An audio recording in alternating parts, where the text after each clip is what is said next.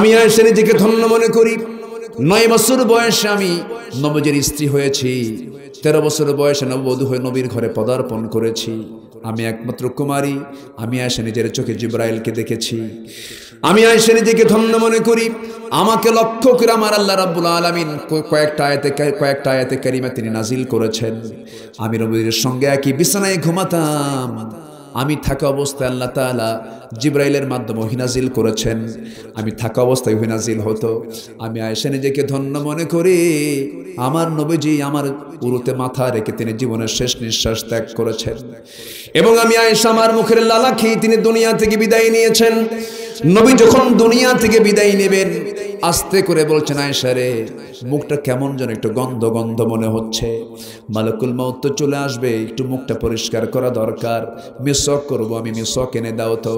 আম্মা জান আয়েশা তার ভাইকে পাঠালেন, সহিহ বুখারীর বর্ণনা। ভাইজানকে পাঠালেন, একটা কষ্ট করে মিসওয়াক জোগাড় করে নবীর সামনে যখন দেওয়া হলো, আমার নবীর হাতে মিসওয়াকটা না দিয়ে আম্মা জান আয়েশা মিসওয়াকটা নিয়ে চাবায়া চাবায়া নরম করে দিয়ে নবীর হাতে যখন দিলেন, আমার নবী একটা মুচকি হাসি মারলেন। মিসওয়াক শুরু না করে মিসওয়াকের আগায় লেগে থাকা থুতুগুলো নবীজি চুষে চুষে পান করছেন আর বলছেন, আয়েশা রে, জীবনের শেষ সময় আমি তোমাকে খুশি করার চেষ্টা করছি, তুমি আমার অত্যন্ত কাছের স্ত্রী। আম্মা জান আয়েশা বলেন, আমি নিজেকে ধন্য মনে করি রাসূল তার জীবনের শেষ খাবার খেয়েছেন। আমি আয়েশা আমার মুখের লালাগুলো খেয়ে রাসূল দুনিয়া থেকে বিদায় নেবেন। এমন সময় বলছেন, আয়েশা, আমার কলিজার টুকরা আদরের দুলালি ফাতিমা কোথায়? ফাতিমাকে একটু ডেকে আনো তো। আমার নবী এই কথা বলার সঙ্গে সঙ্গেই ফাতিমার সামনে দাঁড়ানো, নবীর সঙ্গে তার হুবহু মিল ছিল। নবীজি তাকে দেখে কান্দেন, ফাতিমাও তাকে দেখে কান্দেন। বাপ বেটির কান্না একটা চরম আকাশ বাতাস ভারী হয়ে যাচ্ছিল। এমন সময় রাসূল বলছেন, ফাতিমার এই দিকে আয় রে। কাছে টেনে নিয়ে কানের মধ্যে মুখ ঢুকায় বলছে, ফাতিমা, আমি দুনিয়া থেকে বিদায় নিয়ে নেব। ফাতিমা রে, চিন্তা করো না, আমি যদি দুনিয়া থেকে বিদায় নেই তোমার মৃত্যু বেশি দিন দেরি হবে না। দুনিয়ার জিন্দেগিতে আমি তোমাকে যেমন দূরে থাকতে দেই নাই, কাছে কাছে রেখেছি। আমি কবরের মাটিতে আমি দুনিয়া থেকে বিদায় হওয়ার পর তুমি আমার হবে কবরের জীবনের প্রথম বাসিন্দা। আমার কাছাকাছি তুমি থেকে যাবি। এই কথা বলার সঙ্গে সঙ্গে ফাতিমার কান্না বন্ধ হয়ে গেছে। ফাতিমার কান্না নাই, হাস্যোজ্জ্বল চেহারা নিয়ে ঘর থেকে বের হয়ে গেলেন। নবীজি বলছেন, আয়েশা, আমি মনে হয় দুনিয়া থেকে বিদায় নিয়ে নেব। রে আয়েশা, আমি তোমাকে কিছু কথা বলে যেতে চাই আমার উম্মতের জন্য। আমি যে কোনো মুহূর্তে দুনিয়া থেকে বিদায় নিয়ে নিচ্ছি। আমার উম্মতকে একটা কথা বলবে, আমার উম্মত যেন 1 নাম্বার বন্ধু আল্লাহকে বানায়। 1 নাম্বার বন্ধু যেন আল্লাহকে বানায়। সে আল্লাহর সঙ্গে বন্ধুত্ব তৈরি করার মূল মাধ্যম হচ্ছে সালাতটা যেন ঠিক মতো আদায় করে। আসসালাতা ইমা মালাকাত আইমানুকুম। আমার উম্মতরা যদি ঠিক মতো 5 ওয়াক্ত নামাজটা যদি আদায় করতে পারে, আমি রাসূল তাকে সুপারিশ করে জান্নাতের দরজা পর্যন্ত পৌঁছায়া দেব। জোরে বলি সুবহানাল্লাহ, আরো জোরে বলি সুবহানাল্লাহ। আমার নবীজি এই কথা বলি দুনিয়া থেকে বিদায় নিলেন। আম্মা জান আয়েশা বলেন, আমি নিজেকে ধন্য মনে করি। রাসূল দুনিয়া থেকে বিদায় নিলেন, নিজের হাতে নবীজির চোখটা আমি নিচের দিকে নামায়া দিলাম। আমার নবীজির দেহ মোবারক তিনি মারা গেলেন। কবরস্থানের জন্য অন্য কোনো জায়গা সিলেকশন করা হলো না। আমি আয়েশা আমার ঘরটাই হয়ে গেছে নবীজির কবরস্থান। কবরস্থান হয়ে গেছে আমার নবীজির। আমার ঘরটাই নবীজির জন্য কবর হয়ে গেল। রাসূল দুনিয়া থেকে বিদায় নিয়ে আমার ঘরে তিনি অবস্থান করছেন। আমি নিজেকে ধন্য মনে করি। আমার বড় শখ ছিল রাসূলের পাশে আমার কবরটা হবে, কিন্তু ইসলামের বড় একজন খলিফা ওমরে ফারুক এসে যখন একদিন বললেন, ওরে আয়েশা, আমার মন চাচ্ছে আমার বন্ধু আবু বকর নবীর সঙ্গে শুয়ে আছে, আমি ওমরও আমার মনের খায়েশ হলো নবীর পাশে আমি ঘুমাবো। এত বড় একজন ব্যক্তি আমার কাছে যখন সুপারিশ পাঠিয়ে দিয়েছে, আমি আমার জায়গা ইসলামের সবচেয়ে বড় খলিফা ওমরে ফারুককে দান করে দিয়েছি। জোরে বলেন সুবহানাল্লাহ, আরো জোরে বলুন সুবহানাল্লাহ। আমার বন্ধুগণ, দিন শেষে বন্ধু আমার কে? জোরে বলেন, দিন শেষে আমার বন্ধুকে? কেউ তো আমার বন্ধু নয়। এই যে হাজার হাজার মানুষ এখানে বসে আছেন, অনেক মা বোন এখানে এসেছেন, এরকম রেকর্ড আমি জীবনে আমার বহু আছে। মাহফিলে কোরআন শুনতে এসে শ্রোতাদের মধ্যে 2-1 জন লোক মারা যায়। আছে, হয় না, এরকম হয় না, মারা যায়।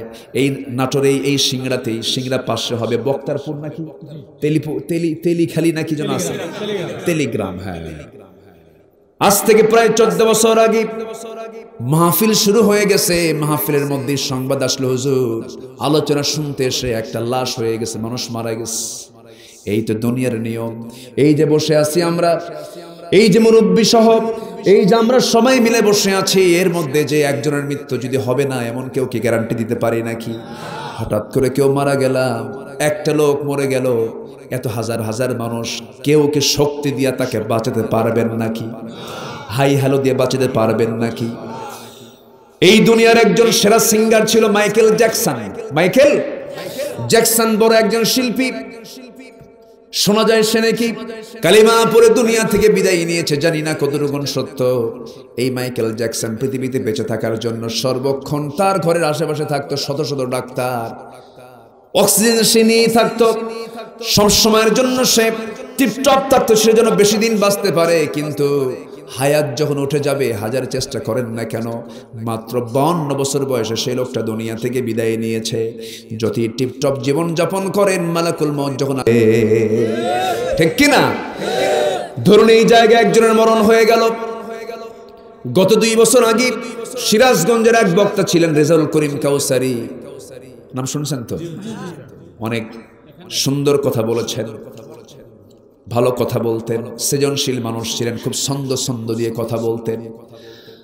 তিনি আমাকে নিজে দাওয়াত দিয়েছিলেন, তার মাদ্রাসায় আমি গিয়েছিলাম, খুব ভালো মানুষ। যেই মঞ্চে কথা বলতে গিয়ে দুনিয়া থেকে বিদায় নিয়েছেন, এবছর সেখানে মাহফিল ছিল আমার। কমিটি বলতে বলতে কেঁদে ফেলে বলছেন, হুজুর প্রায় 1 ঘন্টা 100 ঘন্টা আলোচনা করলেন, তিনি হঠাৎ করে ঘাড় মোটকে চেয়ারেই দুনিয়া থেকে বিদায় নিলেন। এই তো দুনিয়ার নিয়ম। কি করবেন সেই সময়? সর্বজোর বড় জোর, স্বাস্থ্য কমপ্লেক্সকে ফোন দিবেন, অ্যাম্বুলেন্স হাজির হয়ে যাবে। অ্যাম্বুলেন্সটাতে সেই লাশটা ধরে নিয়ে চোখের পানি ফেলতে ফেলতে গিয়ে সবাই মিলে অ্যাম্বুলেন্সের লাশটা ভরায়া দিয়ে বলবেন, ড্রাইভার লাশটাকে বাড়িতে পৌঁছায় দাও। লাশটা বাড়ি পর্যন্ত চলে যাবে, কিন্তু বাড়ির সদস্যগুলো এত বড় পাষাণ, বউটা পর্যন্ত লাশটাকে ঘরের মধ্যে তুলবে না, সন্তানরা পর্যন্ত তুলবে না। নিজে কষ্ট করে ঘর বানালাম, নিজে কষ্ট করে বাড়ি বানালাম, কত স্বপ্ন করলাম বউ বাচ্চার জন্য। লাশ হয়ে যখন বাড়িতে লাশটা নিয়ে যাবে, একটা বারের জন্য ঘরের মধ্যে আমার লাশটা তুলবে না, বারান্দাতেও জায়গা হবে না। আমাকে ধরে নিয়া একটা কোনায় কাপড় দিয়ে পর্দালাল করে দিয়া চোখের উপরে নিথর দেহটা শোয়া দেবে রে। বাঁশ চাপা দেওয়ার জন্য বাঁশ কাটবে, সবাই মিলে বাঁশ কাটতে যাবে। আরেকজন চলে যাবে নাটোর বাজারে কাফনের কাপড় কেনার জন্য। এমব্রয়ডারি কাপড় চলবে না, সেলাইওয়ালা কাপড় চলবে না, কোনো কাপড় চলবে না। সব কাপড়গুলো আলমারিতে তাকে তাকে শোভা পাবে, সব পড়ে থাকবে রে। ফকিরের মতো মার পেট থেকে খোলা গায়ে এসেছিলাম, উলঙ্গ হয়ে এসেছিলাম। যাওয়ার সময় কয়েক টাকা দামের শুধু কাফনের কাপড়টা থাকবে গায়ে। জানাজা হয়ে যাবে, লোকজন দেখে দেখে চলে যাবে, টেনে হেঁচে কবরের দিকে নিয়ে চলে যাবে, কবরে শোয়া দেবে, বাঁশ চাপা দেবে, মাটি চাপা দেবে। দিন শেষে আমার বন্ধু কেউ নয়, একমাত্র কেবলমাত্র শুধুমাত্র বন্ধু আমার কে? জোরে বলেন কে? আল্লাহ বলছেন, বান্দা তোমরা 3 জনকে বন্ধু বানাও। কয়জনকে বলেন? 1 নাম্বার জানলাম আমরা কাকে বন্ধু বানাবো। সূরা মায়েদার একটু মিলায়ে দেই, কথা তো অনেক থেকে যায়, সারা রাত কথা বললেও তো শেষ হবে না, কিন্তু আমলের বেলায় শূন্য থাকা যাবে না। আমরা আমলটা করব, জোরে বলে ইনশাআল্লাহ। সামনের মাসের নাম কি আসতেছে বলেন? বলেন কি মাস? রমজান। রমজান নাম রাখলে কিন্তু রমজানের হক হয় না। নাম হলো রমজান আলী, কিন্তু রমজান মাসে মদ খায়, আছে না নাই? এইরকম হওয়া যাবে না। রমজান যখন আসতেছে, আল্লাহ রমজান মাসটাকে মৌসুম করে দিয়েছেন। জামাইদেরকে শ্বশুররা দাওয়াত দেয়। ফলের মৌসুম হলো আমার দেশে কোন মাস? জ্যৈষ্ঠ আষাঢ়ে জামাইরা দাওয়াত পায় না? কি এবার আস্তে আস্তে করবে, কি দাওয়াত হয় না নাকি এলাকায়? এই জামাইকে দাওয়াত দেন না? কমে যাচ্ছে। ও আপনার দাওয়াত, আপনি তো বুড়ো হয়ে গেছেন, আপনি কমে যাবেন, এখনো দাওয়াত খাবেন? শ্বশুর শাশুড়ি নাই তো। আমরা যে কিতাবের আলোচনা শুনতে এসেছি, এই কিতাবটা কি দুনিয়ার না আসমানের? বলেন তো, দুনিয়ার না আসমানের? মূল্যবান কোনটা, দুনিয়ার না আসমানের? আসমান থেকে যা আসে তাই তো বরকত। সূর্যের আলো পাই, আবার পৃথিবীর এই লাইটও জ্বলে, এটাও আলো দেয়। এই আলো হলো দুনিয়ার আলো। সূর্য কয়টা? কয়টা লাইট? এক লাইটে গোটা দুনিয়া জ্বলে। আর এখানে কতগুলো লাইট তাও তো চেনা যায় না।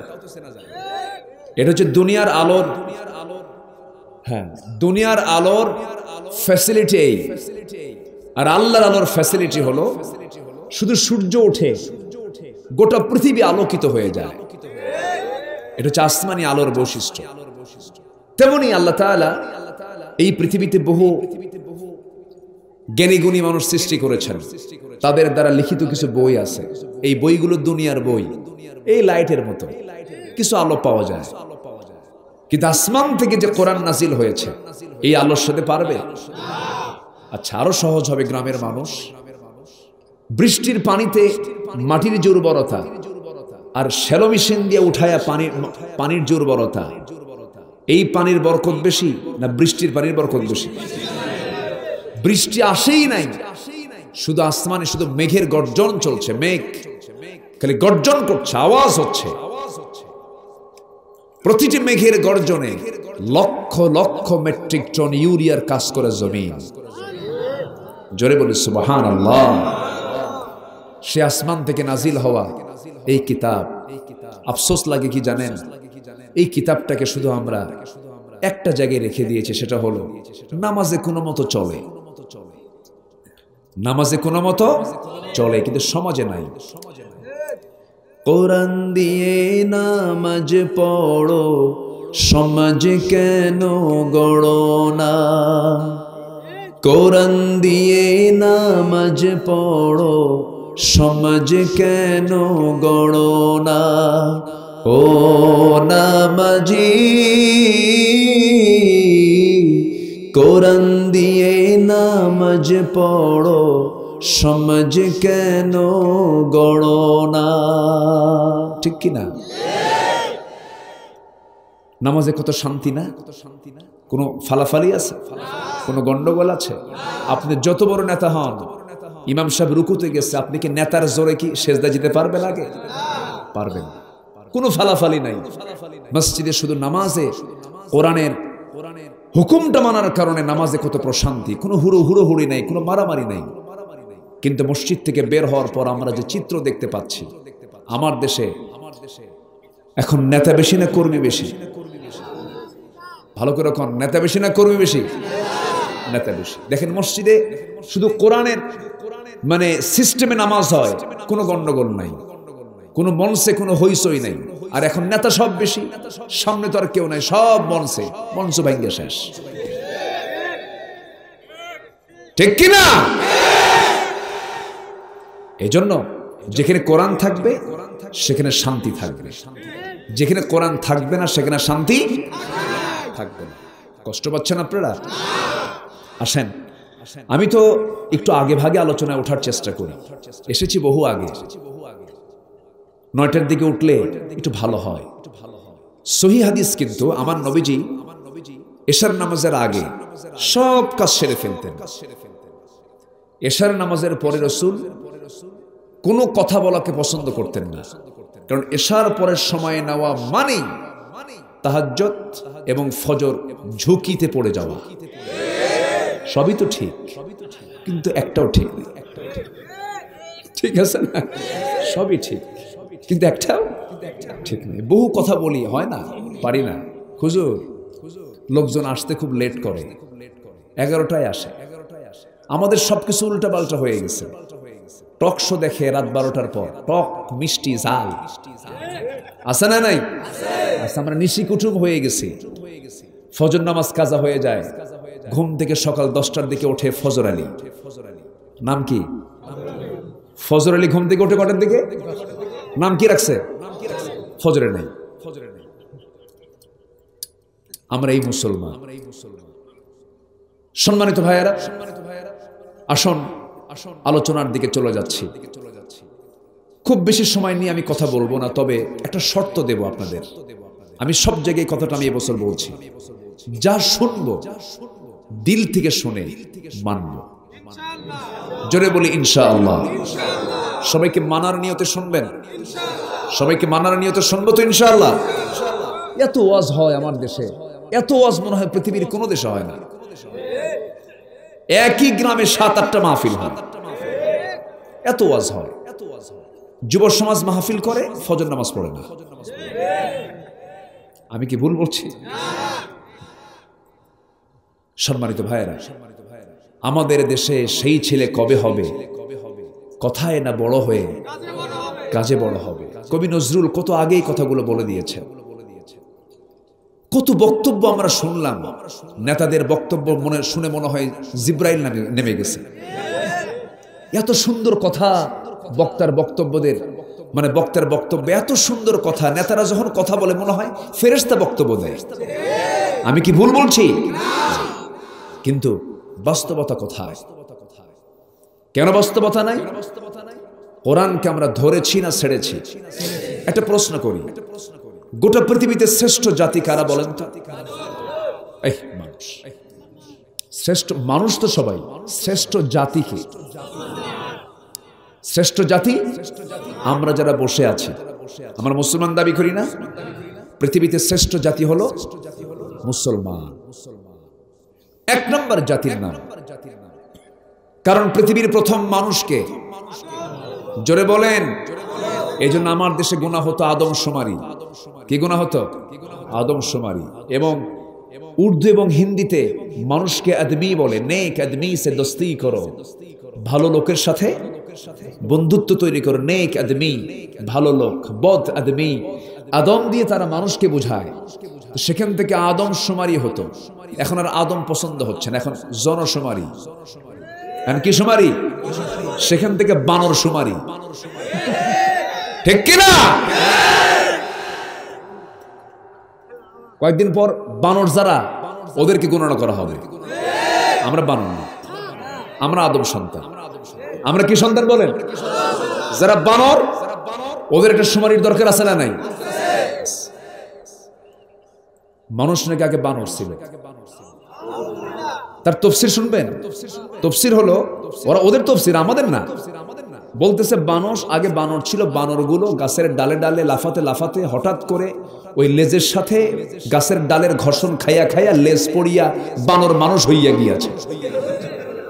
কি কথা কি বুঝতেছেন আপনারা? এই হলো তফসির। এটা কি সুস্থ মাথার না মদ খাওয়া? এটা কি খাওয়া বুদ্ধি? মদ খাওয়া। আল্লাহ রাব্বুল আলামিন বলেন, ওয়ালাকাদ কাররামনা বনি আদম, আমি আদম সন্তানকে সম্মান দিয়েছি, আদম সন্তানকে মর্যাদা দিয়েছি। পৃথিবীর প্রথম মানুষ জ্ঞানী ছিলেন, পৃথিবীর প্রথম মানুষ মহাজ্ঞানী ছিলেন। ওয়াআল্লামা আদামাল আসমাআ কুল্লাহা, আদম থেকে শুরু করে নিয়ে কিয়ামত পর্যন্ত যত মানুষ এসেছে এবং আসবে, আদমের মতো জ্ঞানী মানুষ পৃথিবীতে আর কখনো পাওয়া যাবে না। কারণ আল্লাহ নিজেই বলছেন, আমি আদমকে পৃথিবীর সকল কিছুর নামের শিক্ষা দিয়েছি। এই পৃথিবীর কোনো বাপের বেটা বলতে পারবে নাকি? সব কিছুর নাম জানে নাকি? কোন জাত, কোন ধান, কোন জাত, কোন পাট, কোন জাত, যত শস্যাদির নাম আদম জানতেন, যত প্রাণীর নাম আদম জানতেন, সমস্ত কিছুকে আল্লাহ তাআলা তাকে শিখিয়ে দিয়েছিলেন। আমরা যোগ্য পিতার অযোগ্য সন্তান হতে চাই না, যোগ্য সন্তান হতে চাই। মূর্খ থাকবো না, জ্ঞানী হব। শয়তান মূর্খকে কাবু করতে পারে, শয়তান মূর্খের ঈমানটাকে ছিনতাই করতে পারে, কিন্তু শয়তান কখনো জ্ঞানীকে ছিনতাই করতে পারে না। এই জন্য আল্লাহ তাআলা কোরআনে কারীমে যত হুকুম দিয়েছেন, প্রথম হুকুমটা সেটা হলো কি? যারা পারেন ঠোঁট মিলিয়ে বলুন, ইকরা বিসমি রাব্বিকাল্লাযী খালাক, খালাকাল ইনসানা মিন আলাক, ইকরা ওয়া রাব্বুকাল আকরামুল্লাযী আল্লামা বিল কলম, আল্লামাল ইনসানা মা লাম ইয়ালাম। নবী হে, আপনি পড়ুন, সেই মহান রবের নামে পড়ুন যিনি মানুষকে সৃষ্টি করেছেন ঝুলন্ত থেকে, আলাপ জমাট রক্ত থেকে, ঝুলন্ত থেকে। আল্লাহ তাআলা যে প্রথম আয়াতটাই দিয়েছেন সেটাই হলো সায়েন্টিফিক আয়াত দিয়েছেন, বান্দা আমাকে চেনার জন্য আমার সৃষ্টির দিকে তাকায় দেখো, আমার গবেষণার দিকে তাকায় দেখো, আমার সৃষ্টির দিকে নজর দিলে পরে আমার পরিচয়টা তুমি পেয়ে যাবে। আমি তোমাকে মাথা থেকে পা পর্যন্ত তুমি একটু দেখো তো, বান্দা এত সুন্দর সূক্ষ্ম করে পৃথিবীর কেউ তোমাকে বানাতে পারে না, আমি তোমাকে বানিয়ে দিয়েছি, এমন সুন্দর করে বানিয়ে দিয়েছি। মাথার চুল থেকে শুরু করে নিয়ে পা পর্যন্ত এত সুন্দর করে বানাইছে। আল্লাহ রাব্বুল আলামিন বান্দাকে প্রশ্ন করছেন, আলাম নাজআল লাহু আইনাইনি ওয়া লিসানাহু ওয়া শাফাতাইনি ওয়া হাদাইনাহুন নাজদাইন। টানা টানা চক্ষু দিয়েছি, এই চোখ দুইটা পানির মধ্যে ভাসমান করে দিয়েছি। জমিনে চলতে গেলে ধুলাবালি যখন চোখের মধ্যে ঢুকতে নাই, সঙ্গে সঙ্গে পিছনে মেশিন সেট করে দিয়েছি, মেশিন অটোমেটিক চালু হয়ে যায়, চোখ থেকে পানি বের হওয়া শুরু হয়ে যায়। চোখের মধ্যে অয়েন্টমেন্ট দিয়েছি, মলম দিয়ে দিয়েছি। বান্দা চোখের কোনো সমস্যা যদি হয় আমি মেডিসিন চোখের মধ্যে দিয়ে দিলাম। এই চোখের মধ্যে যে পানিগুলো আছে, এই চোখের মধ্যে কিছু শ্লেষ্মা আছে, কিছু ইলেকট্রোলাইটের জটিল মিশ্রণ আছে, এর মধ্যে কিছু পানি আছে, তবে ড্রিঙ্কিং ওয়াটার কিন্তু নয়। এমন পানি দিয়েছি যার মধ্যে আমি আল্লাহ একমাত্র ঔষধ দিয়েছি। জোরে বলেন সুবহানাল্লাহ।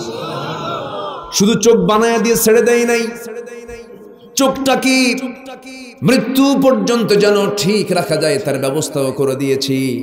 তোমার বডিকে সুন্দর রাখার জন্য, তোমার রক্তকে পরিশোধন করার জন্য 2টা করে কিডনি দিয়েছি। আল্লাহ সব রিজার্ভ করে দিয়েছেন, ডাবল করে দিয়েছেন। অনেকের ওপেন হার্ট সার্জারির প্রয়োজন হয়, বাইপাস সার্জারির প্রয়োজন হয়।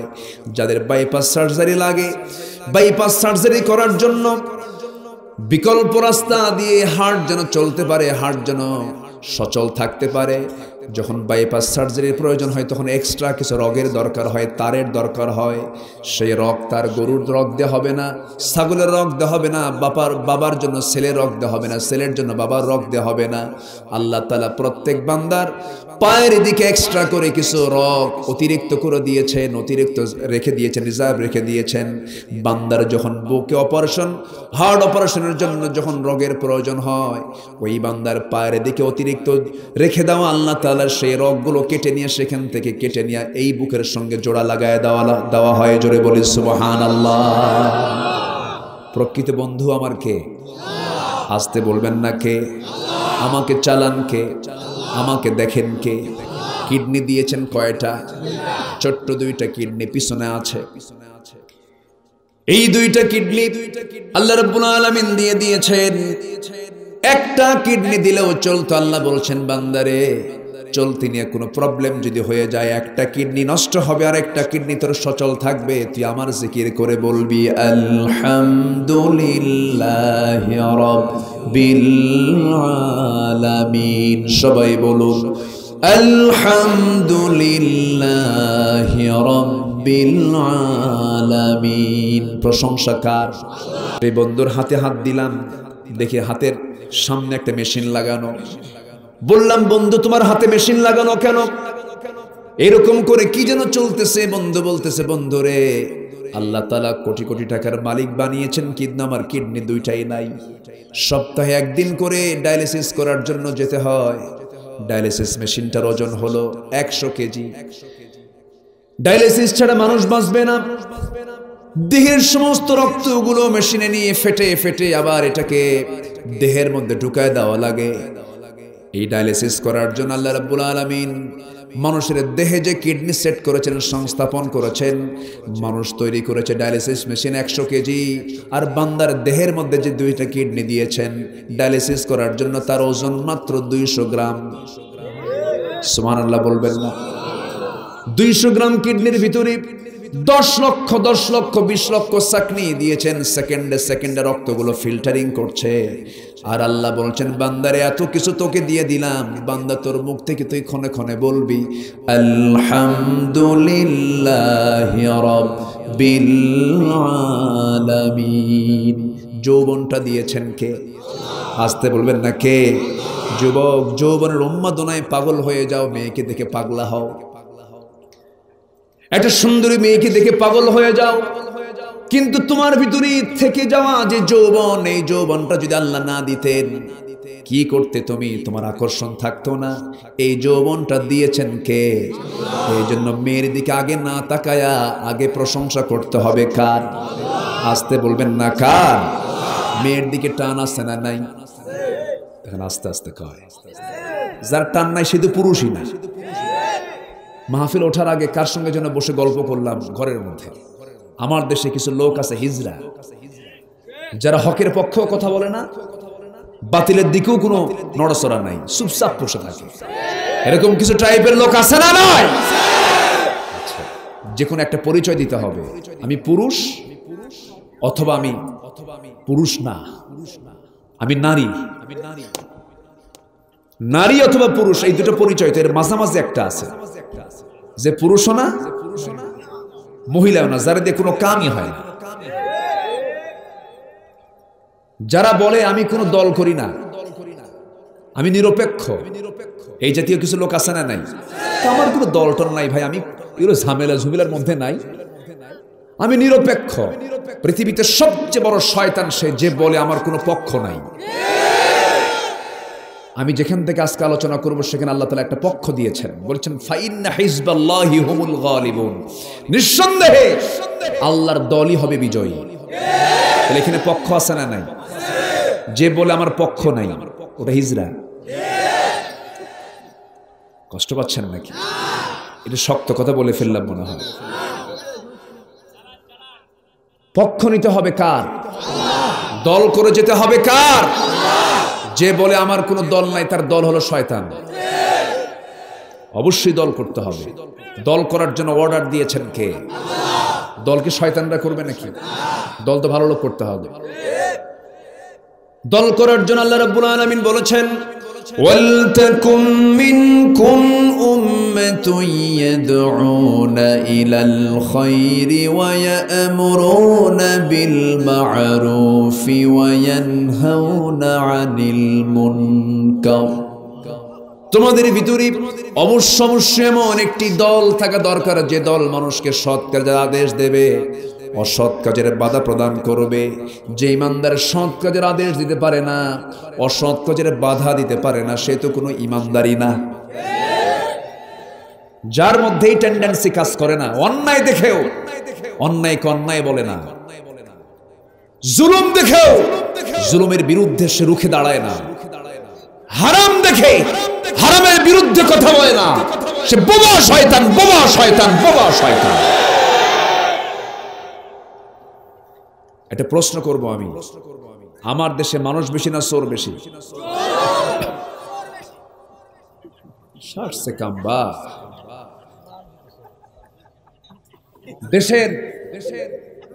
দেশের শ্রেষ্ঠ সন্তান, জাতির শ্রেষ্ঠ সন্তান হলো মুক্তিযোদ্ধা, যারা যুদ্ধ করে দেশকে স্বাধীন করেছেন।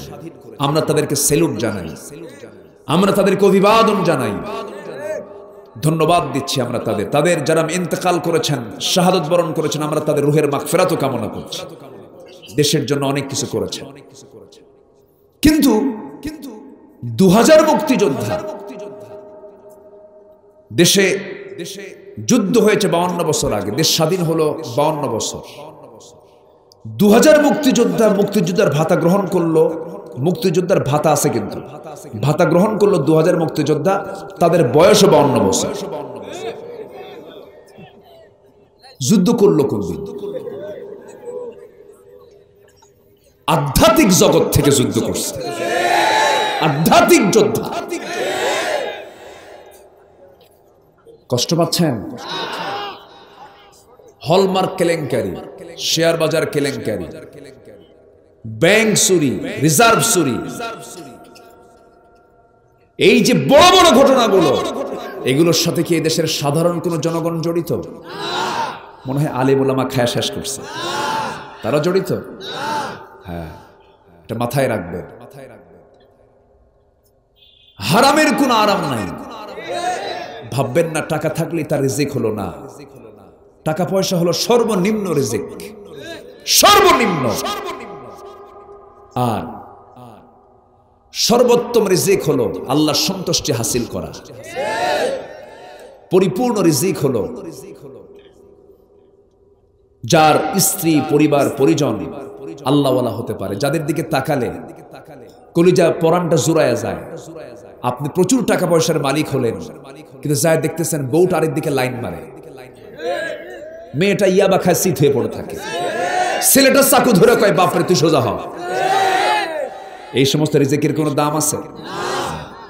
রিজিক চাইব সম্মানজনক রিজিক কার কাছে? আসতে বলবেন না, কার কাছে?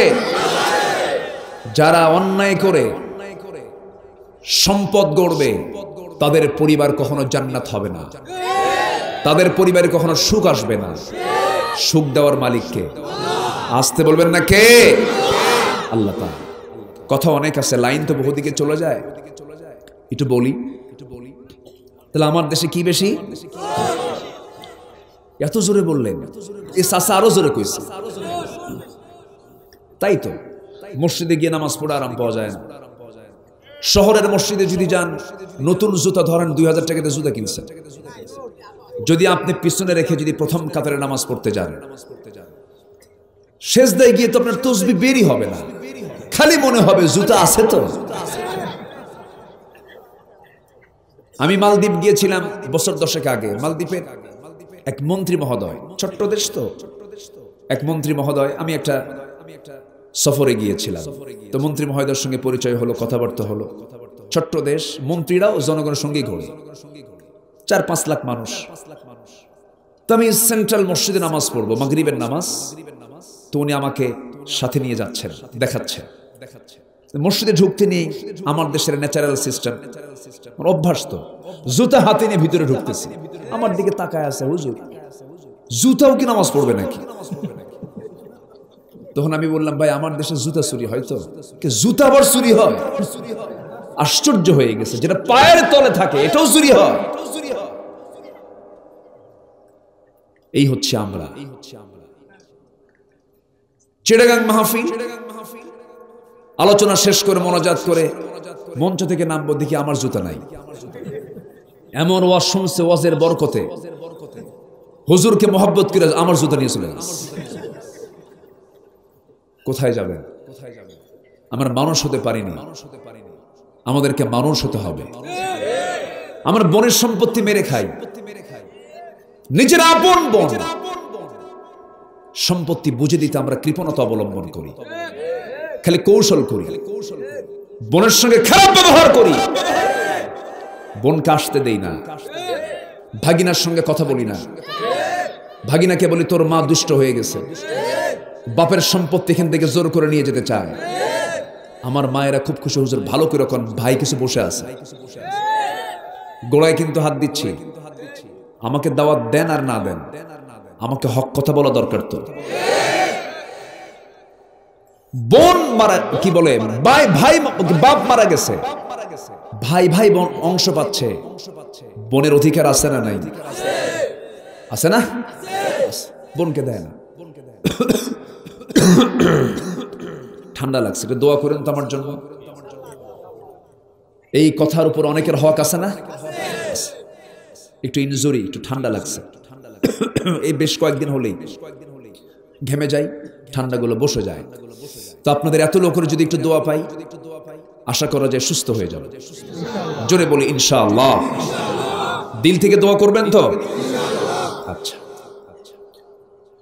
তো বোন একই পিতার সন্তান, একই মার পেট থেকে এসেছে, বাপ মারা গেছে এক যুগ, খালি তাল বাহানা করে। বোনটা লজ্জায় বলতেও পারে না, এসে শুধু ইশারা দিয়ে বলে, ভাই ও ভাই দেখো তো কিছু করা যায় নাকি। ভাই আবার চালাক কম না, কাঁচাগোল্লা নিয়ে আসে, পোলাও, কোরমা, বিরিয়ানি, জর্দা সবকিছু নিয়ে এসে পামপট্টি দিয়া পাশে বসায় বলে, বোন রাগ করো না, একটা কথা, অংশ নিলে কিন্তু ধ্বংস হয়। দেখছেন কি ওয়াজটা দিল, শয়তান কাকে বলে দেখে, আছে না নাই? মানুষ বেশি না চোর বেশি? আমরা ভালো হয়েছি? ভালো হতে পারিনি, আমরা ভালো হব। জোরে বলি ইনশাআল্লাহ। এই মাহফিলে যেন আমাদের জীবনটা চেঞ্জ হয়। জোরে বলি ইনশাআল্লাহ। আমি চ্যালেঞ্জ দিয়ে গেলাম, আমি আল্লাহর আয়াতকে সামনে রেখে আমি একটা হলফ করে কথা বলে যাচ্ছি, যদি কোনো বান্দার দ্বারা কোনো হক নষ্ট না হয়, আল্লাহর দায়িত্ব হলো ওই বান্দাকে জান্নাত দেওয়া। এক লাইনে কিন্তু বহু কথা। যদি কোনো বান্দা কোনো হক নষ্ট না করে, সেটা হতে পারে আল্লাহর হক, পিতামাতার হক, বান্দার হক। এই হক জাতীয় কোনো গুনাহ যদি না হয়, হক যদি আদায় করে মারা যেতে পারে, আল্লাহর হক হচ্ছে বান্দার উপরে, ওই বান্দাকে মাফ করে সর্বোত্তম জান্নাত দিয়ে দেওয়া। ওয়াজ কি বেশি কিছু লাগে? না। আমরা হক নষ্ট করব না। জোরে বলি ইনশাআল্লাহ। আল্লাহ রাব্বুল আলামিন সূরা নিসার ভিতরে বলেছেন, ওয়া'বুদুল্লাহা ওয়া লা তুশরিকু বিহি শাইআন ওয়া বিল ওয়ালিদাইনি ইহসানান ওয়া বিযিল কুরবা ওয়াল ইয়াতামা ওয়াল মাসাকিন। তোমরা আল্লাহর হক, আল্লাহর ইবাদত করো, তার সঙ্গে কাউকে শরীক স্থাপন করো না। দুঃখ লাগে, বাচ্চা হয় না, বাবার দরবারে চলে যায়, শাহজালালের দরবারে চলে যায়। শাহজালাল ইয়ামিনী তো মারাই গেছেন বহু আগে, ওখানে কিছু ডাকাত বসে আছে, মোসারু এরকম বাগা বাগা হাইব্রিড জাতের 2.5 ইঞ্চি মোষ, দেখে মনে হয় শয়তান, দেখতে ওই রকমই। সালাড চট পড়ে থাকে না, কিছু কিছু আছে না, এগুলো 100% ভণ্ড। এটা মাথায় রাখবেন। কোন পাগল, বেনামাজি, অসামাজিক ব্যক্তিত্ব, এই জাতীয় লোক কখনো আল্লাহওয়ালা হবে না। বিড়ি খাওয়া, গাঁজা খাওয়া লোক কখনো আল্লাহওয়ালা হতে পারে না। রাগ করতেছেন নাকি আপনারা? হুজুর আমরাও তো বিড়ি টানি। প্রশ্ন করে অনেকে, হুজুর বিড়ি খাওয়া কি জায়েজ? মানে উনি জায়েজের চেষ্টায় আছে। বিড়ি খাওয়া জায়েজ না না জায়েজ আমরা ভালো বলবো না ডাক্তার ভালো বলবে? ডাক্তার ভালো বলবে না? লাঞ্চটা দিয়েছেন কে? লাঞ্চ ফুসফুসটা দিয়েছেন কে? বিড়ি খেয়ে নষ্ট করলো কে? আল্লাহ। আল্লাহ নষ্ট করছে না?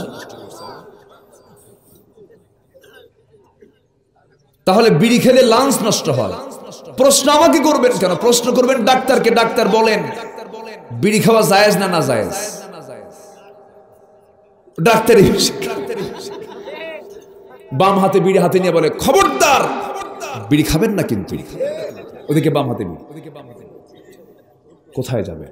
হ্যাঁ জর্দা খাবেন বলতেছি তো, লাইন আসছে। জর্দা খাওয়া কি? আচ্ছা জর্দার পাতা আর বিড়ির পাতার মধ্যে তফাৎ কি? যে লাউ সেই কদু।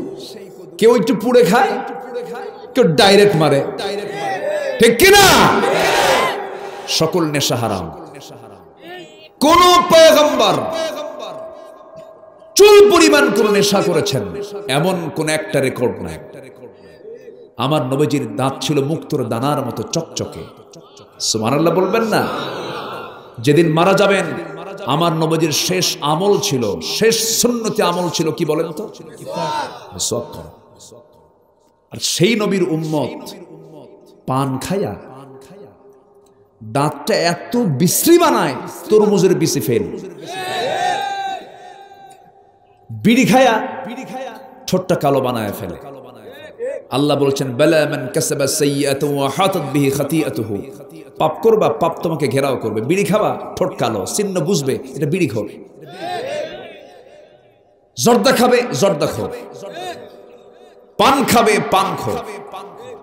মদ খাবে, ওর চোখ ফুটে উঠবে এটা মদ খায়। পাপের চিহ্ন চেহারায় কে দেন? আসতে বলবেন না, কে দেন? আল্লাহ দিয়ে দেন। দয়া করে রাগ করবেন না। নামাজি কখনো নেশার কাছে পা দেবে না। আমরা নেশার দিকে যাব না। জোরে বলি ইনশাআল্লাহ। আজকে যুব সমাজের বিশাল অংশ এই নেশায় শেষ হয়ে গেছে। যুব সমাজ তোমার জন্য জান্নাত ডাকতেছে। যুব সমাজকে ইসলাম সবচেয়ে বেশি দাম দিয়েছে। জোরে বলি সুবহানাল্লাহ। আমার নবীজির শেষ সুন্নত কি? শেষ আমল করা কি? মিসওয়াক।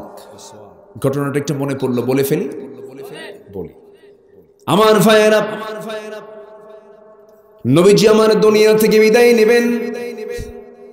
সমাজে আজকে মানুষের চাইতে চোর বেশি। কেন এই জন্য চোর বেশি? কারণ মানুষ তো নামাজই পড়ে না। মাত্র 5% লোক আমার দেশে মুসলমান নামাজ পড়ে। আবার নামাজ না পড়ে বুক উঁচু করে টান করে বলে, হুজুর নামাজ না পড়তে পারি, ঈমান আমার দারুণ শক্ত।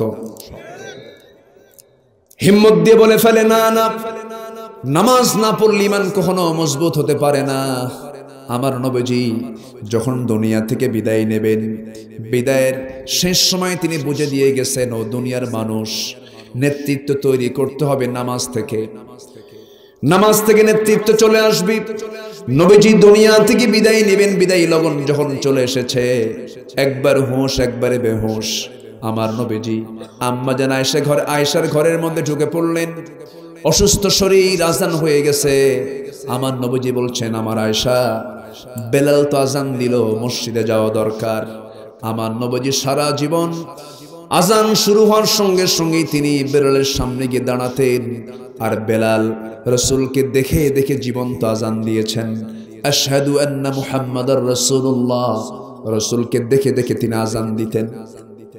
কিন্তু সেই দিন বেলাল আজান দিলেন, রাসূলকে দেখতেই পাচ্ছেন না, সঙ্গে সঙ্গে হাউমাউ করে কেঁদে ফেলছেন বেলাল আজানের মধ্যেই। রাসূল বলছেন, ওরে আয়েশা, আমার বেলাল তো কান্দে, একটু মসজিদের দিকে চলে যায়। এই কথা বলেই তিনি উঠতে নিলেন, মাথা চক্কর মেরে পড়ে যেতে নিলেন। আমার নবীজিকে আম্মা জান আয়েশা তাকে শক্ত করে ধরায়া আবার শয়া দিয়ে বলছেন, ইয়া রাসূলুল্লাহ, আপনার বুঝি জামাতে নামাজ আর হবে না? আজান হয়ে গেল, নামাজের রক্ত চলে এসেছে, নামাজটা কে পড়াবে? আমার নবীজি কেঁদে কেঁদে বলছেন, আয়েশা রে, আমার সবচেয়ে কাছের বন্ধু এই দুনিয়াতে, আমার সেই বন্ধুর চাইতে শ্রেষ্ঠ মানুষ দ্বিতীয়টা আর নাই। আমার পরে এই দুনিয়াতে সবচেয়ে দামি আমার আবু বকর। যেরকম সুবহানাল্লাহ। আমার আবু বকরকে আমার মুসল্লায় দাঁড়ায় দাও, সেজন্য নামাজের দায়িত্ব পালন করে আমার নবীজি বুঝায়া দিলেন, ও দুনিয়ার মানুষ, এই যে আমার আবু বকরকে আমার মুসল্লায় দিয়ে দিলাম, আমি দুনিয়া থেকে যখন বিদায় হয়ে যাব, আমার এই আবু বকর মসজিদেরও নেতা, সমাজেরও নেতা হবে, রাষ্ট্রেরও নেতা হবে। জোরে বলে সুবহানাল্লাহ। যে নেতা মসজিদের নেতৃত্ব দিতে পারে না, যে নেতা নামাজের নেতৃত্ব দিতে পারে না, যে নেতার সাথে নামাজের কোনো সম্পর্ক নাই, ওই সমস্ত নেতৃত্বের মুখে আমরা জুতা মারি, জুতা মারি, জুতা মারি। রাজি আছেন কারা কারা? হাত উঁচু করে দেখান মুসলমান।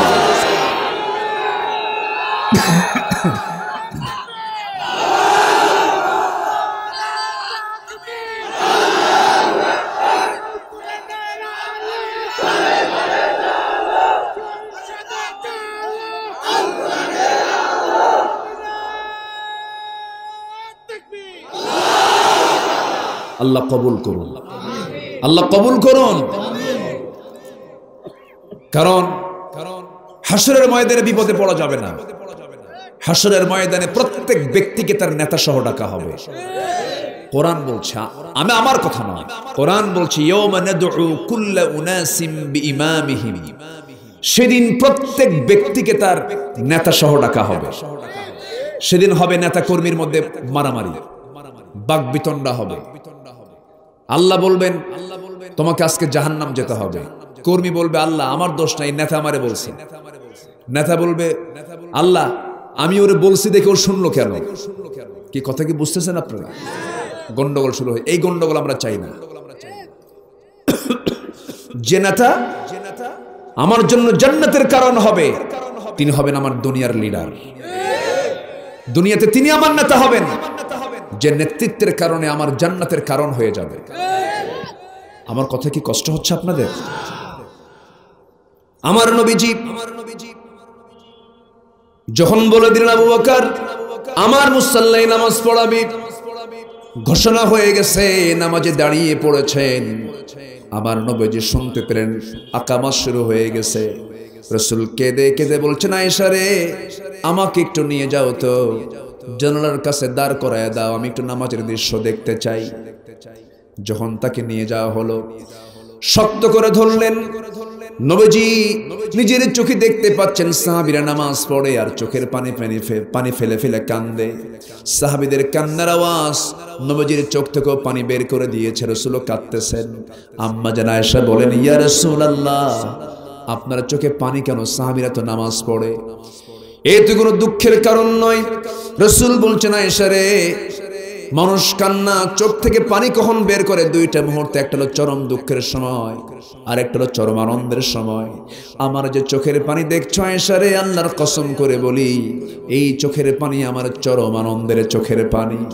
আয়েশা রে, তুমি সেই সময় জানো না, ওই মক্কার মানুষ আমাকে নামাজ পড়তে দেয় নাই। নামাজ পড়তে গিয়েছি আমি, রুকুতে যাওয়ার সঙ্গে সঙ্গে উতবা সাইবা মুগীরা আমার পিঠের উপরে উটের পচা নারী ভুঁড়ি চাপায়া দিয়েছে, নামাজ পড়তে দেয় নাই। আমি তায়েফের ময়দানে কালিমার দাওয়াত দিতে গেছি, আমাকে ফুল দেয় নাই, আমাকে কোনো খাবার দেয় না, আমাকে চোকা চোকা পাথর মেরে মেরে আমাকে রক্তাক্ত করে বিদায় করে দিয়েছে। তায়েফের ময়দানে রক্ত ঝরিয়েছি, মক্কার মাটিতে কাফের মুশরিকরা আমার সাহাবীদেরকে মেরে মেরে টুকরো টুকরো করে শহীদ করে দিয়েছে। এই নামাজ কায়েমের সংগ্রাম করতে গিয়ে আমাকে ঘর বাড়ি ছাড়তে হয়েছে। এই নামাজ কায়েমের সংগ্রাম করতে গিয়া উহুদের ময়দানে আমার দুটো দাঁত ভেঙে ফেলে দিয়েছে। কপালের ভিতরে লোহার ফলা ঢুকে দিয়েছি। খন্দকের পরীক্ষা খনন করার সময় কোদাল দিয়ে মারতে মারতে, কোদাল দিয়ে মাটি খনন করতে গিয়ে আমার কোমরটা কুঁজো হয়ে গেছে। ও আয়েশা, এত কষ্টের মধ্য দিয়ে অর্জিত নামাজ কায়েম যে হয়েছে, আমার সাহাবীর আজকে রাষ্ট্রীয় পর্যায়ে নামাজ কায়েমের পরে তারা নামাজ আদায় করছে, এই চরম আনন্দ আমার চোখ থেকে পানি বের করে দিয়েছে। আয়েশা, আমি মনে হয় বাঁচব না, আমি দুনিয়া থেকে বিদায় নিয়ে নেব। আয়েশা, আমাকে একটু শোয়ায় দাও। শোয়ায় দেওয়া হলো। আম্মা জান আয়েশা সিদ্দিকা লক্ষ্য করে দেখলেন প্রচন্ড জ্বর, কপাল ঘেমে ঘেমে যাচ্ছে। মাথায় পানি ঢেলে দিয়ে নবীজির জ্বরটা কমায় নিয়ে আসলেন। আম্মা জান আয়েশা বলেন, রাসূল বলছেন, আয়েশা, আমাকে কোনো বালিশ দিবা না, তুমি তোমার উরুটা আমার সামনে একটু বিছায়া দাও। নবীজি আম্মা জান আয়েশার উরুতে শুয়ে থাকলেন। আম্মা জান আয়েশা বলেন, 9টা কারণে আল্লাহ তাআলা আমাকে শ্রেষ্ঠত্ব দান করেছেন। আমি আয়েশা, আমার বিয়ের সংবাদ আল্লাহ তাআলা আসমান থেকে পাঠায়া দিয়েছেন।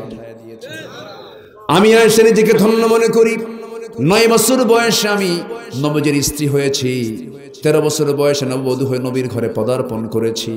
আমি একমাত্র কুমারী। আমি আয়েশা নিজের চোখে জিবরাইলকে দেখেছি। আমি আয়েশা নিজেকে ধন্য মনে করি। আমাকে লক্ষ্য করে আমার আল্লাহ রাব্বুল আলামিন কয়েকটা আয়াতে কারিমা তিনি নাজিল করেছেন। আমি নবীর সঙ্গে একই বিছানায় ঘুমাতাম। আমি থাকা অবস্থায় আল্লাহ তাআলা জিবরাইলের মাধ্যমে ওহী নাজিল করেছেন। আমি থাকা অবস্থায় ওহী নাজিল হতো। আমি আয়েশা নিজেকে ধন্য মনে করি। আমার নবীজি আমার উরুতে মাথা রেখে তিনি জীবনের শেষ নিঃশ্বাস ত্যাগ করেছেন। এবং আমি আয়েশা, আমার মুখের লালা খেয়ে তিনি দুনিয়া থেকে বিদায় নিয়েছেন। নবী যখন দুনিয়া থেকে বিদায় নেবেন, আস্তে করে বলছেন, আয়েশা রে, মুখটা কেমন যেন একটু গন্ধ গন্ধ মনে হচ্ছে, মালাকুল মউত তো চলে আসবে, একটু মুখটা পরিষ্কার করা দরকার, মিসওয়াক করব, আমি মিসওয়াক এনে দাও তো। আম্মা জান আয়েশা তার ভাইকে পাঠালেন, সহিহ বুখারীর বর্ণনা। ভাইজানকে পাঠালেন, একটা কষ্ট করে মিসওয়াক জোগাড় করে নবীর সামনে যখন দেওয়া হলো, আমার নবীর হাতে মিসওয়াকটা না দিয়ে আম্মা জান আয়েশা মিসওয়াকটা নিয়ে চাবায়া চাবায়া নরম করে দিয়ে নবীর হাতে যখন দিলেন, আমার নবীজি একটা মুচকি হাসি মারলেন। মিসওয়াক শুরু না করে মিসওয়াকের আগায় লেগে থাকা থুতুগুলো নবীজি চুষে চুষে পান করছেন আর বলছেন, আয়েশা রে, জীবনের শেষ সময় আমি তোমাকে খুশি করার চেষ্টা করছি, তুমি আমার অত্যন্ত কাছের স্ত্রী। আম্মা জান আয়েশা বলেন, আমি নিজেকে ধন্য মনে করি, রাসূল তার জীবনের শেষ খাবার খেয়েছেন। আমি আয়েশা আমার মুখের লালাগুলো খেয়ে রাসূল দুনিয়া থেকে বিদায় নেবেন। এমন সময় বলছেন, আয়েশা, আমার কলিজার টুকরা আদরের দুলালি ফাতিমা কোথায়? ফাতিমাকে একটু ডেকে আনো তো। আমার নবীজি এই কথা বলার সঙ্গে সঙ্গেই ফাতিমার সামনে দাঁড়ানো, নবীর সঙ্গে তার হুবহু মিল ছিল। নবীজি তাকে দেখে কান্দেন, ফাতিমাও তাকে দেখে কান্দেন। বাপ বেটির কান্না একটা চরম আকাশ বাতাস ভারী হয়ে যাচ্ছিল। এমন সময় রাসূল বলছেন, ফাতিমার এই দিকে আয় রে।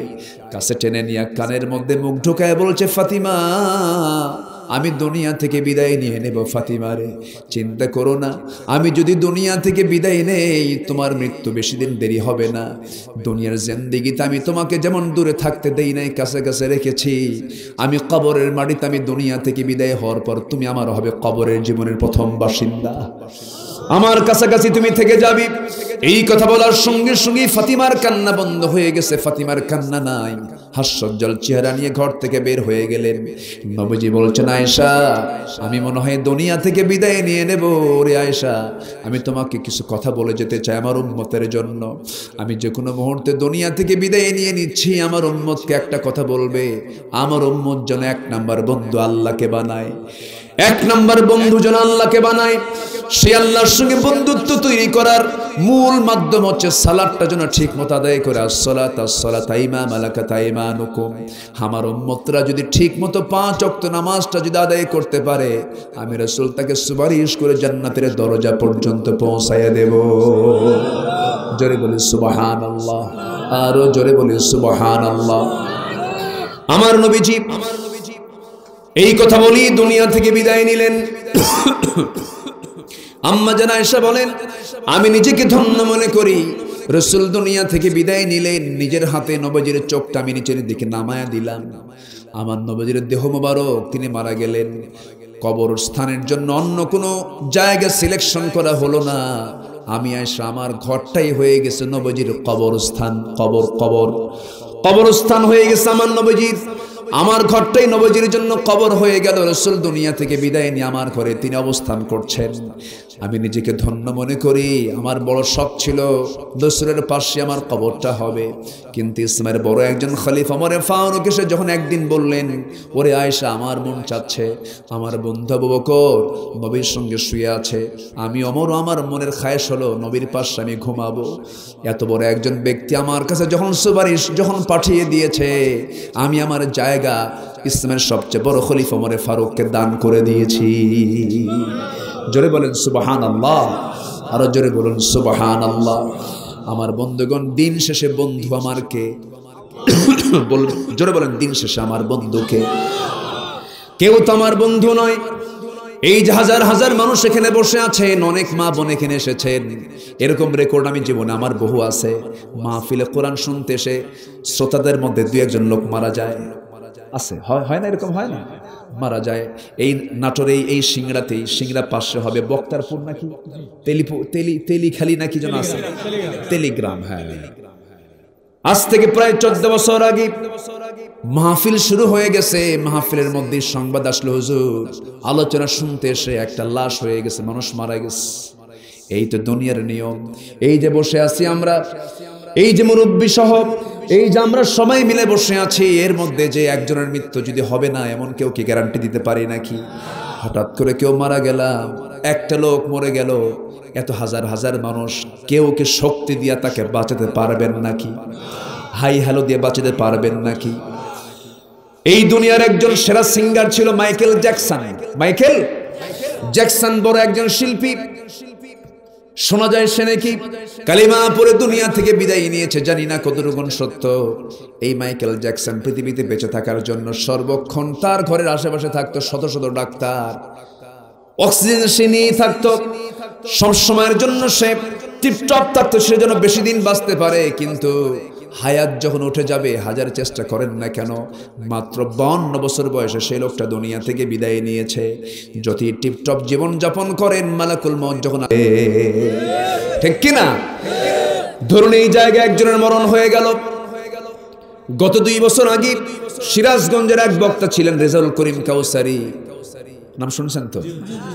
অনেক সুন্দর কথা বলেছেন, ভালো কথা বলতেন, সৃজনশীল মানুষ ছিলেন, খুব ছন্দ দিয়ে কথা বলতেন। তিনি আমাকে নিজে দাওয়াত দিয়েছিলেন, তার মাদ্রাসায় আমি গিয়েছিলাম, খুব ভালো মানুষ।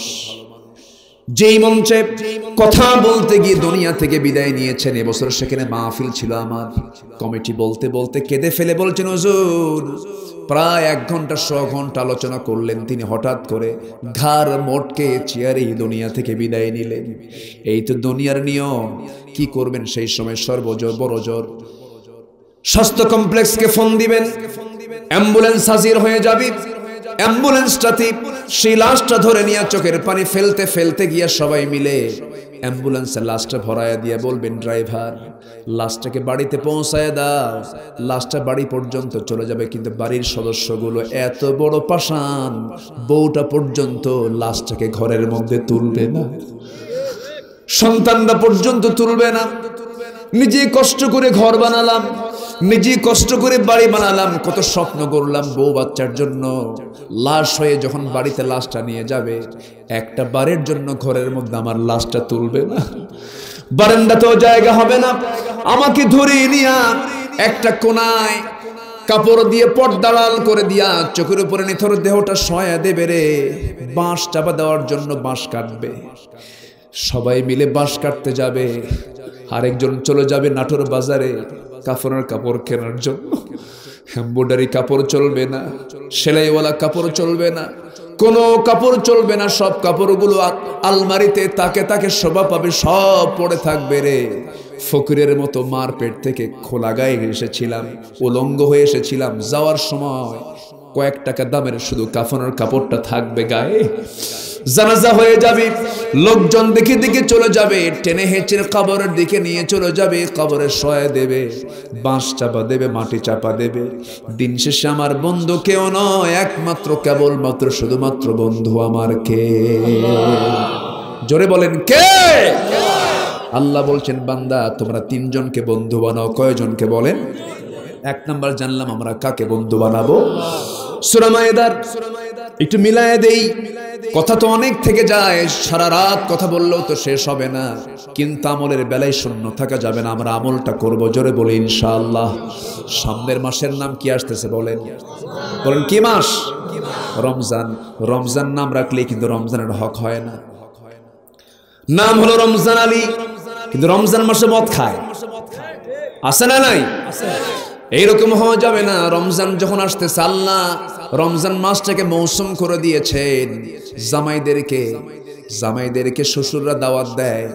ফলের মৌসুম হলো আমার দেশে কোন মাস? জ্যৈষ্ঠ আষাঢ়ে জামাইরা দাওয়াত পায় না? কি এবার আস্তে আস্তে করবো, কি দাওয়াত হয় না নাকি এলাকা? এই জামাইকে দাওয়াত দেন না? কমে যাচ্ছে। আপনার আর দাওয়াত, আপনি তো বুড়া হয়ে গেছেন, আপনি কমে যাবেন। এখনো দাওয়াত খাবেন? শ্বশুর শাশুড়ি নাই তো না, দাওয়াতের দরকার আছে না নাই? বলেন আছে না নাই? খাওয়ানো উচিত, খাওয়া উচিত। রাসূলকে বলা হলো সবচেয়ে শ্রেষ্ঠ কাজ কি? রাসূল বলেন সালাম দেওয়া আর পরস্পরে খাওয়া, পরস্পরে খাওয়ানো। আল্লাহু আকবার বলেন। সবার কি হাত উঠবে? আসতে বলে সবার কি হাত উঠবে? তাহলে এই যে উঠলো না হাত, এটার জন্য এক নম্বর দোষ কার? এই কার দোষ দিছে এখানে? দেখছেন একজন কইছে আল্লাহর দোষ। আসেন আমরা দোয়া করি নাকি? দোয়া করব, আলোচনা চালাবো। খালি যে ভুল ভাল বলতেছেন আপনারা।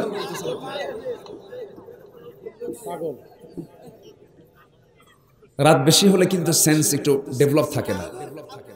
সব ঠিক আছেন তো আপনারা? ঘুম নাই, ঘুম নাই, ঘুমও নাই, কি মিশা কথা কয় দেখেন। আলহামদুলিল্লাহ। মুরব্বী কি করব? দেখেন ইনিও তো আমার বিপক্ষে। জি বলি আলহামদুলিল্লাহ। এই ওঠেকে ধরেন তো, ধরেন তো নাকি, ধরেন তো, এই বসেন,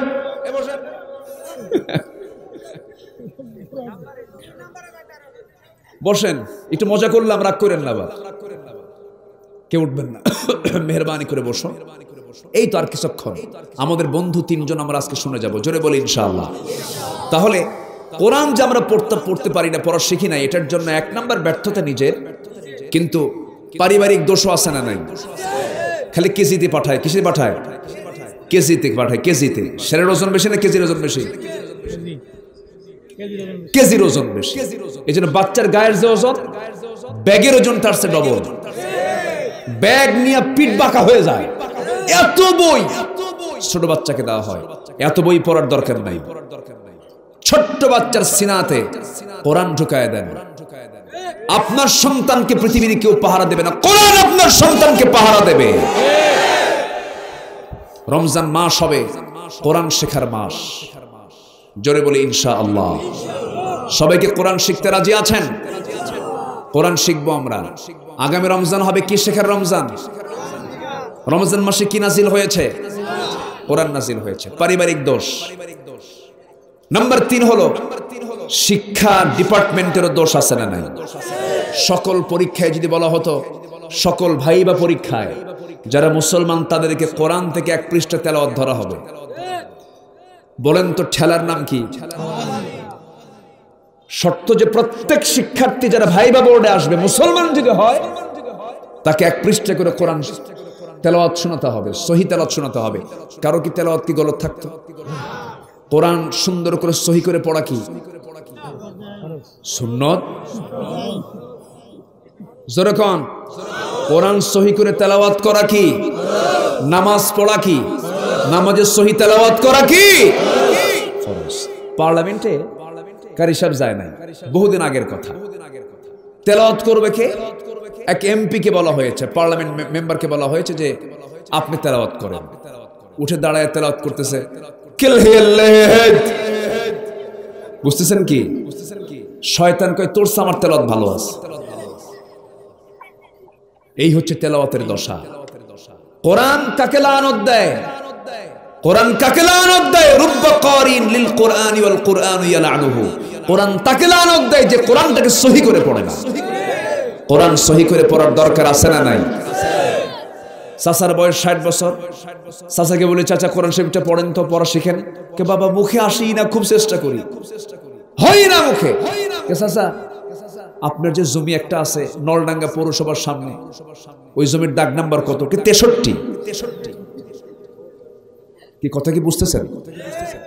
আওয়াজ কি? ও বসন্তের বাতাস, তাই না? বসন্তের বাতাস, ঋতুর রাজা কি বসন্ত। বসন্তের বাতাসে কি সুন্দর, আলহামদুলিল্লাহ বলেন। গাছের পাতার আওয়াজ না? পাতা ঝিরিঝিরি করে পড়ছে, ঝিরিঝিরি পাতা আবার গজাচ্ছে, যেন নববধূর মতো আল্লাহ তাআলা গাছগুলোকে সাজাচ্ছেন। সুবহানাল্লাহ বলেন আমার ভাইয়েরা। তো আগামী রমজানে আমি এই দায়িত্ব দেব সবাইকে, কোরআনটাকে সহি করে পড়বেন। কারা কারা একটু হাত তুলে দেখান। শিখবেন কারা কারা? ওয়াজে যখন আসছে আজকে আমলের নিয়তে শুনতে হবে, কিন্তু কোরআনটাকে সহি করে শিখবেন। এই রমজান মাসে চ্যালেঞ্জ হবে, আমাদের চ্যালেঞ্জ হবে রমজান মানে কোরআন শিখবো আমরা। কারা কারা হাত উঁচু করে দেখান দেখি, জোরে বলি ইয়া আল্লাহ। আমাদেরকে সহি করে কোরআন শেখা, কোরআন পড়ার তৌফিক দাও আয় আল্লাহ তাআলা। আমাদেরকে 5 ওয়াক্ত সালাত আদায় করার তৌফিক দিয়ে দাও। জোরে বলি আমিন, আরো জোরে আমিন, আরো জোরে আমিন। কষ্ট পেলেন? হুজুর কি শর্ত জুড়ায় দিলেন, আপনার মাহফিল আর জীবনে যাব না, এরকম চিন্তা করতেছেন নাকি? ভাইরে দয়া করে একটু এই আমলগুলো করব আমরা। আর কিছু সময় 1 নম্বর বন্ধুকে বলেন আল্লাহ। দিন শেষে আমার আল্লাহ আমার বন্ধু। নাম্বার 2 হলো রাসূলুহু, তার রাসূল হচ্ছে আমাদের 2 নম্বর বন্ধু। রাসূলকে ভালোবাসবো আমার জীবনের চাইতে কম না বেশি? ভালো করে কোন, ভালো করে কোন, মন থেকে বলেন, দিল থেকে বলেন, ভালোবাসি নাকি? বাসি বাসি রাসূলকে বেশি ভালোবাসি তো? মুখে দাড়ি নাই কেন? একজনকে হুজুর মুখে দাড়ি বের হয়নি, এই তোরে কইছি নাকি?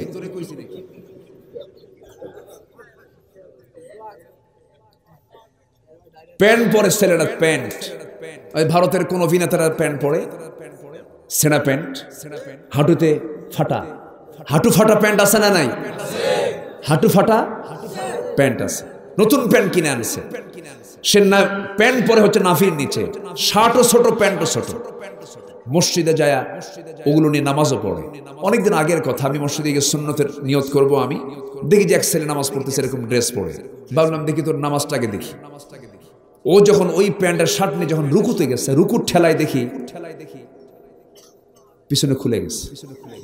কি কথা কি বুঝতেছেন? মানে শার্ট উপরে প্যান্ট নিচে, মাঝখানে নাই। তো ভাবলাম এই যদি হয় রুকু, দেখি সেজদা, দেখি কি হয়। সেজদায় যখন গেছে তখন দেখি প্যান্ট খুলে আন্ডার প্যান্ট বের হয়েছে।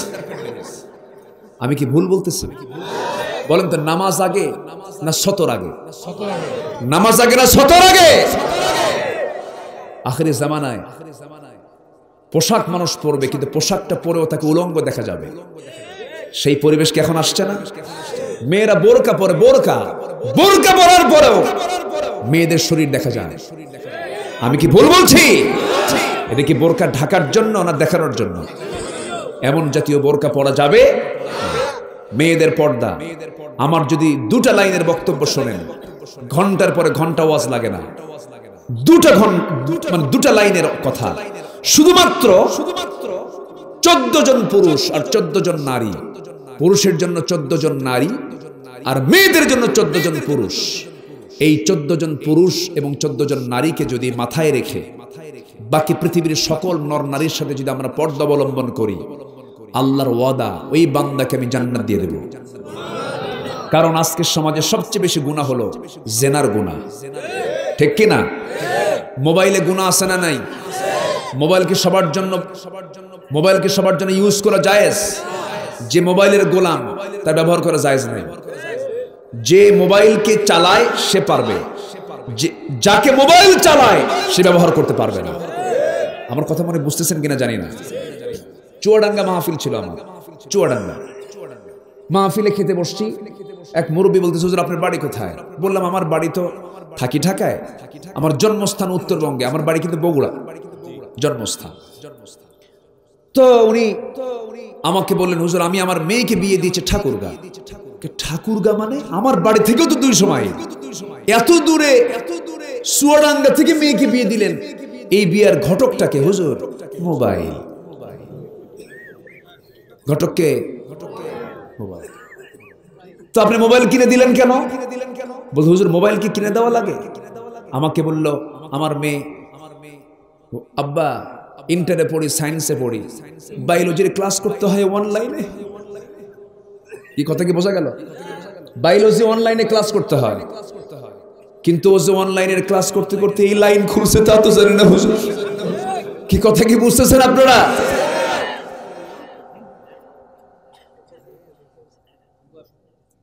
তিন দিন কোনো খবর নাই, মেয়ে হেরে গেছে, কাউকে বলাও যায় না, লজ্জার কথা।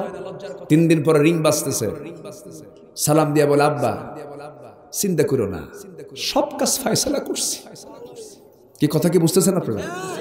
কি কাজ ফয়সালা করছো? কি বিয়ে শাদী সব হয়ে গেছে, কোনো চিন্তা করো না, আমরা খুব সুখে আছি। সম্মানিত ভাইয়েরা, এই আকাম কুকাম গুলো মোবাইল আছে না নাই? আসতে বলবেন না আছে না নাই?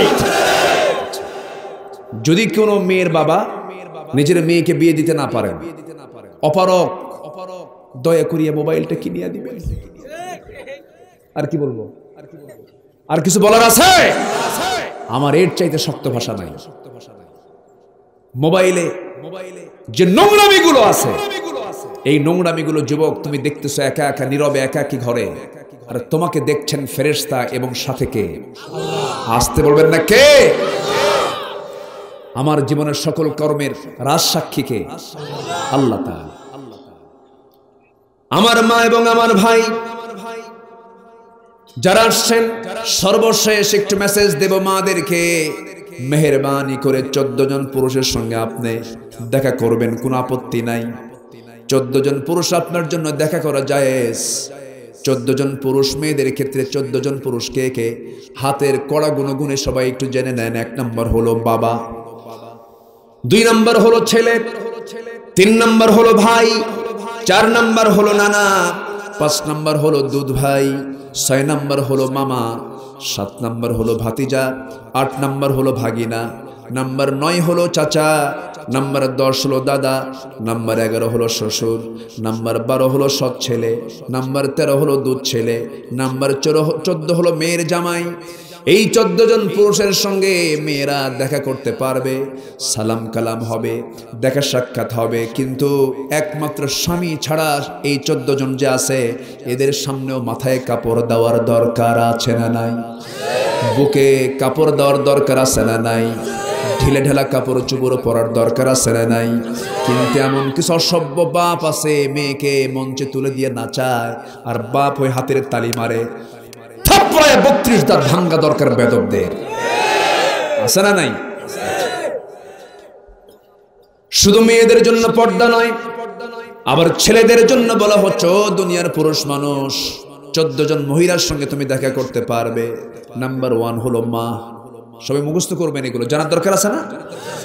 নাম্বার 1 হলো মা, নাম্বার 2 হলো মেয়ে, নাম্বার 3 হলো নিজের বোন, খালাতো বোন না, কিন্তু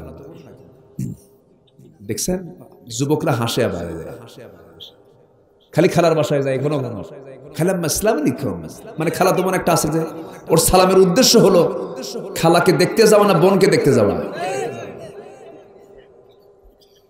এগুলো করা যাবে না। খালাকেও সতর্ক থাকার দরকার আছে না নাই?